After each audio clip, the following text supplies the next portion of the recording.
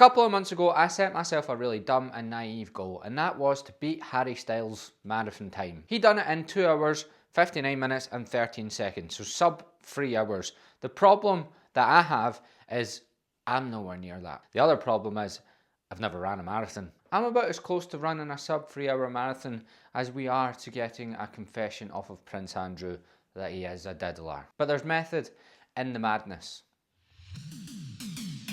I promise.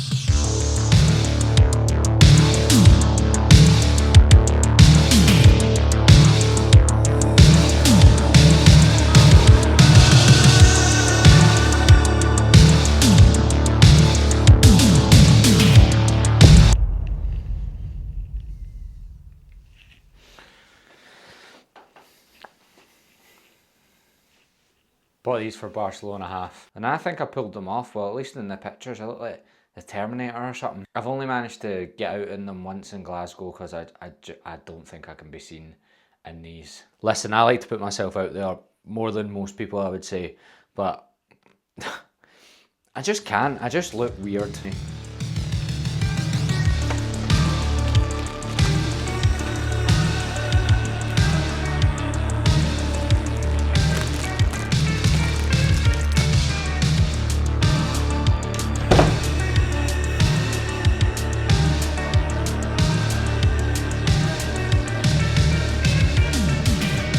From the very beginning, nobody's believed I could do it, and the biggest non-believer out of everyone is my missus. Aoife really doesn't believe I can do it, and she was giving me shit this morning. She was like, so you cancelled Manchester because you knew you wouldn't be able to do it, and so far I haven't seen you book another marathon yet. And I was like, do you know what? I don't like your attitude. I think it stinks, and I think above all, what you should be doing in life is supporting your partner. But in the meantime, at least I booked a 10k to train for on the day of the Edinburgh Marathon. I know what you're saying, why didn't you just book the marathon? Because I won't do it by then.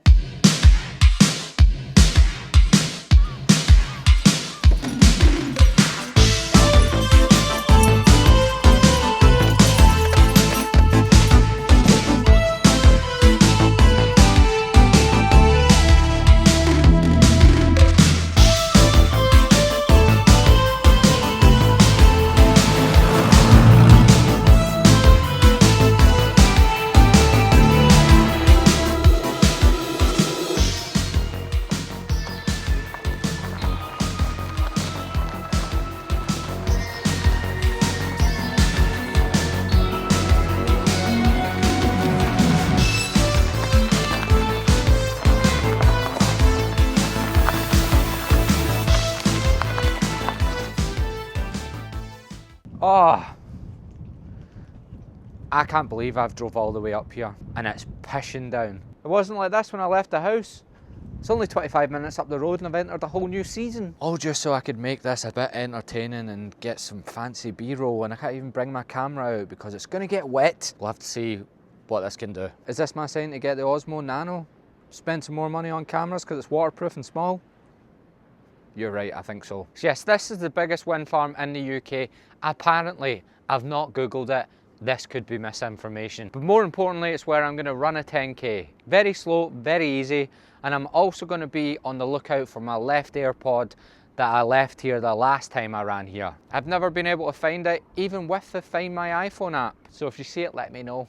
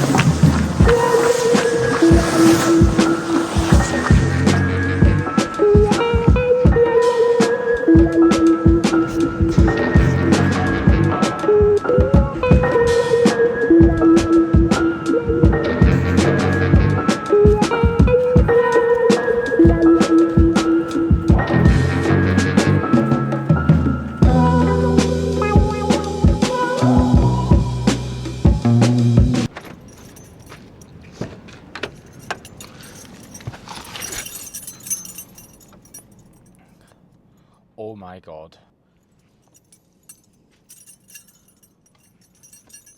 That is the first run I've ever been on where I've actually got brain freeze. In my head, which is a dangerous place at the best of times, I was going to come up here, it was going to be quite nice, it was going to be like kind of like overcasty, and then I was going to go a run, I was going to chat you through the run and my goals and my aspirations in life, and then see when I came back to the car, it was going to be like a sunset with like windmills in the background, and then I was going to make it all beautiful with like B-roll and like some nice music and stuff. Instead, what happened was I got brain freeze on my forehead during a run. Oh, I'm getting like warm sensations up the back of my neck and all this.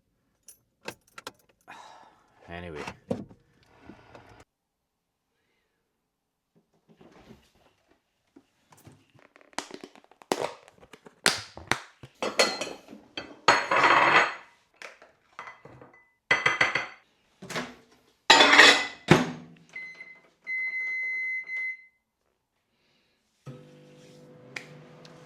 So, when I was a kid, I was really overweight, right?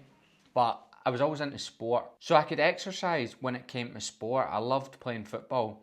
But then when it came to like solo exercise, I absolutely hated it. And I think most of that comes from the way I was taught to exercise in school and by my parents. The goal was always to burn calories or lose fat, and you had to do everything like as hard as you could. Even in school, I remember in PE, we got made to do the Insanity DVD like every week. I don't know if anyone remembers Big Sean T, the absolute psychopath. Our school made us do that, and I shit you not, they wouldn't let us shower after it, which I think is abuse. I think that's worse than getting the belt.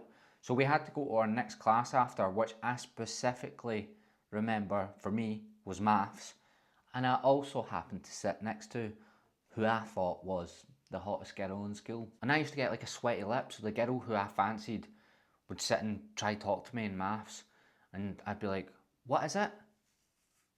What? I don't know the answer. It was lifting weights first that broke that barrier for me, because my experience so far had just been absolutely pummel yourself. Even when my dad took me out a run, he was like, it has to be as hard as you can. Then the other running experiences I had was the bleep test in school, and then cross country. You never went out for a nice wee easy run.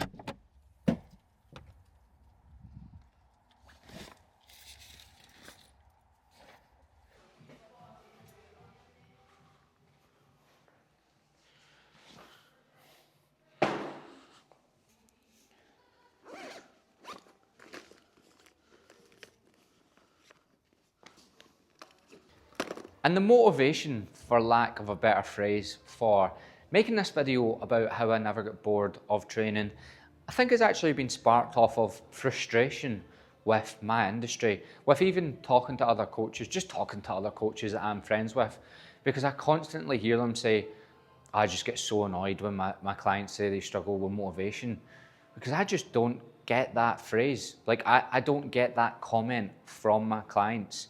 They don't really say that. And now, my clients are not perfect. Some of them will be watching this and they'll laugh. They miss sessions. They eat too much at the weekends. They sack off tracking sometimes. They do pull out the odd excuse for not going to the gym. All the usual sort of stuff. I'm not perfect, right? But they never say to me, Gavin, I'm just struggling for motivation at the minute. Very, very rarely. Maybe one client once every 3 months. But the way these coaches talk, it's like every single day they're hearing that from their clients. And I just sit and think to myself, and I'm like, I guarantee your program is terrible. Like, whatever you're getting them to do is terrible. Like, I put so much effort into my clients always having something to work towards. Like this morning, right? I can even think off the top of my head, Jamie sent me him deadlifting 100 kilos. Samantha sent me her deadlifting 90 kilos. Stuart sent me him bench pressing, was it 62.5 or 65? And those were all PBs. That was just this morning, right? And those clients have all missed sessions plenty of times and fucked up at the weekend. But none of them clients have said I'm just unmotivated, because they're always working towards something. And I have in my head what all 3 of those clients are gonna do next. That's why I'm training for a sub 3 hour marathon. It's nothing really to do with the goal. It's more to do with having something to train towards that actually excites me. And since I've done it, even though I'm still absolutely nowhere near it, I'm faster. My half marathon got better. I've been enjoying running way more. I've booked in other events. I've got more interested in it. And that's the whole point. It's why I'm doing a 200 kilo deadlift, even though I've done it before. It shows my clients how I'm training, gets them more excited for how they're training because they're doing their 1 rep maxes on the same day. Because it's an in-person day I'm doing like a 1 rep max day in Two Birds Gym in Glasgow, and I'm training alongside my clients for it. You need to have something to train for. You absolutely need to, otherwise you'll hate it. And that's why most clients of online coaches don't like the training when they're on with their online coach, because there's no fucking point to it. My knee's still giving me a bit of gripe. It's fine, but I don't want to do too much too soon. So I don't know if I'll hit that 200 because I'm having to do too many different movements.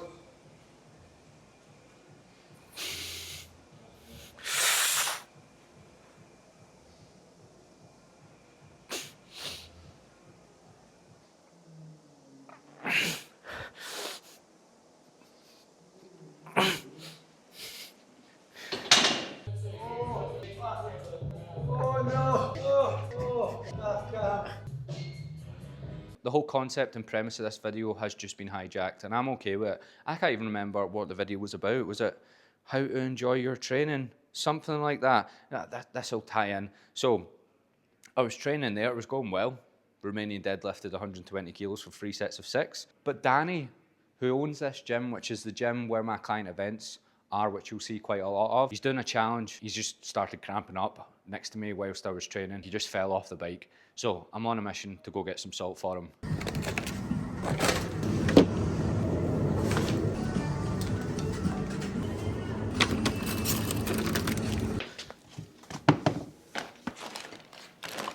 I'm looking for running shoes. Is this just from someone who goes to a members? And I'm gonna run in them? Explain to me what you're doing. Because I still don't understand, even though you've told me like 5 times. So this is just a last minute challenge that I set myself yesterday. So my dad passed away when he was 57. Every year I do something wee for his birthday. He would be 62 today. So I decided to run 62 minutes, bike 62 minutes, and run 62 minutes again. But now, in my head, I've changed the goalposts, and I'm going for a 62k total distance. And you think you can manage all of that, even though you've been cramping up every 5 minutes on this? I've got you for emotional support now, which we didn't even plan. And my new guys. I've experienced bad cramp running before. It's just not taking on enough salts. And I wasn't prepared with the salts and the gels, but I've got enough here to get through. Yeah. Do you always do something for your dad?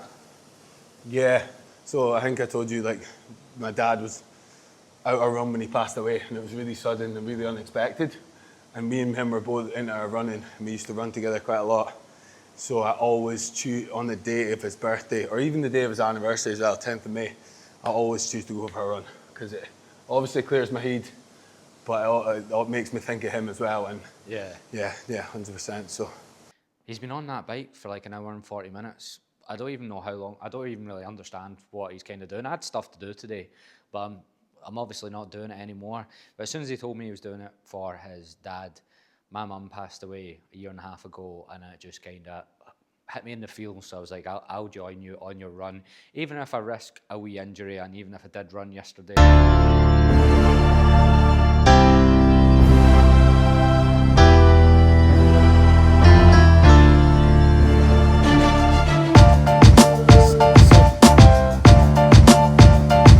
Finished. finish that. Take the run. Let's fucking go. Live updates for anyone that gives a shit. Wait, keys. I've got keys. You got keys? Yeah.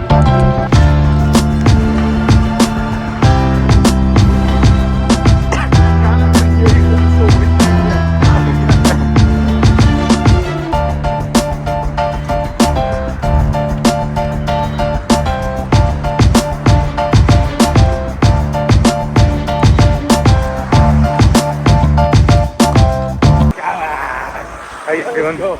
I'm feeling rotten, but not too bad to be honest. We've only got 6k to go or so. All in, I think it'll be 3.5, 4 hours of moving. Yeah, where the Queen lives. I'm not allowed in. I'm not allowed in there. We're just running laps next to the gym.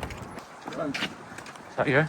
Oh, thank you, Bob. No worries. How do you get the confidence otherwise? Yeah, I honestly think on Sunday, and I only thought this really after the game going on, if I had made two... And saw someone like him come on and do a couple of things, everybody, they get going. It gets us going. It gets people going again. Every team's trying to win something. Every team's trying to win something. You didn't have that 2 weeks ago. How I don't get bored of training. That's what I set out talking about, isn't it?